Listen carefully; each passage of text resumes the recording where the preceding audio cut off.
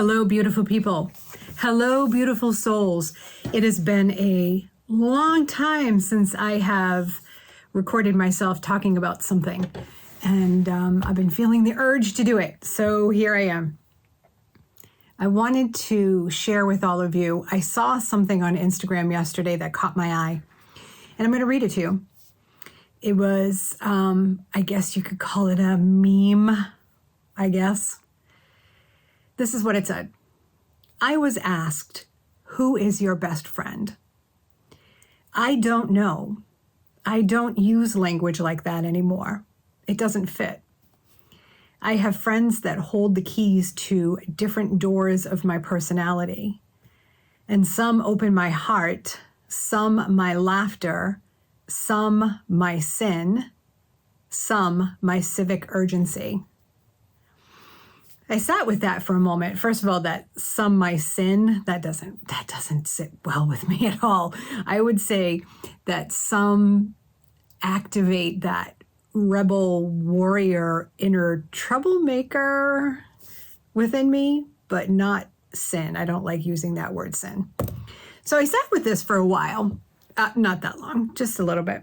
And I started to reflect on the friends in my life, and my friend circle has definitely gotten smaller and more intimate as I've gotten older, and I'm very grateful for that. I don't have a problem with that.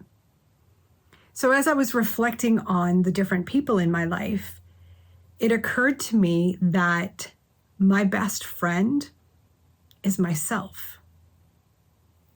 I am learning through trial and error, through difficulty and ease, how to become best friends with myself again.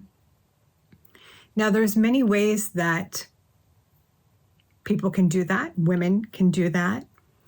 My journey took the route of the inner child. The child of my heart is my best friend and most trusted spiritual guide.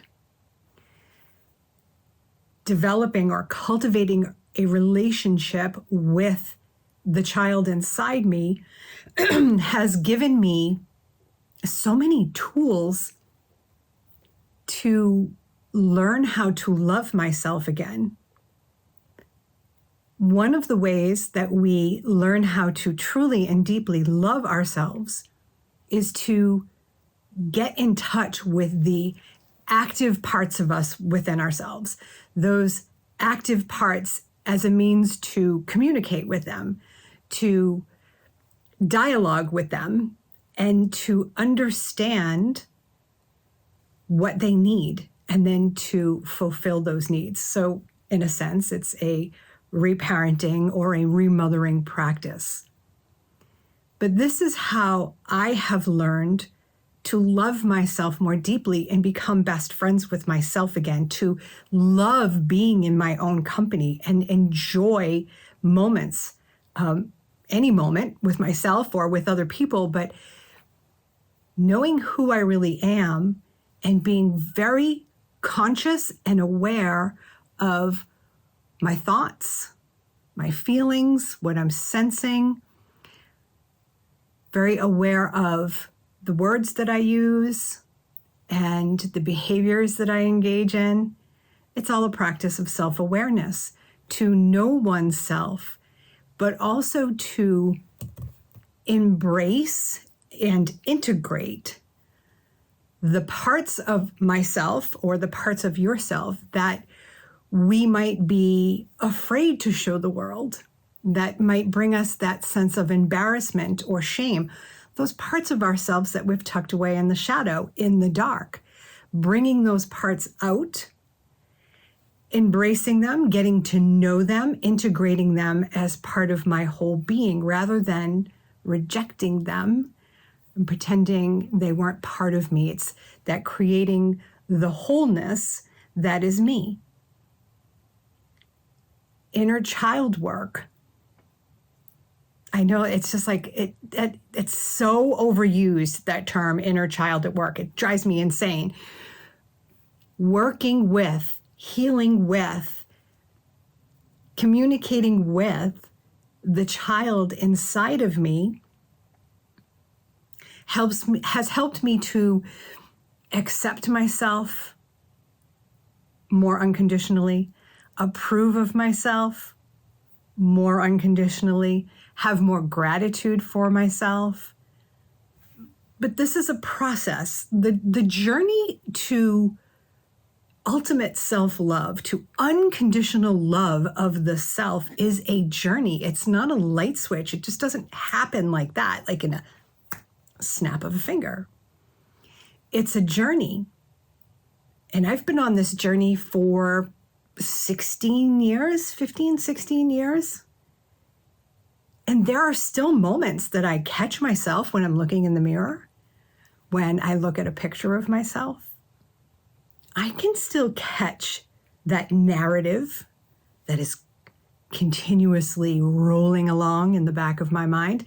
You have a narrative that runs continuously in the back of your mind. How much are you paying attention to that? So I can notice that still, but it doesn't grip on like it used to. Those voices that I would tend to buy into, they're nonsensical to me now, because the idea of being my own best friend and the practices that I engage in are so much more important than believing those negative, self-limiting voices to be true. So who is your best friend? Is that language something you use now? Allow yourself to think about, move through the different people in your life. But we can always be here for ourselves. I can always be here for myself when I need myself the most. Coming back to myself rather than abandoning myself, which so many of us do a lot, especially when feelings and emotions start to surface, those strong ones, those uncomfortable ones. We abandon, we distract, we avoid, we run away from. One of the most powerful questions that I ask myself, I don't have a time frame of how often I do it, but I ask myself this question: in what way can I be here for myself right now?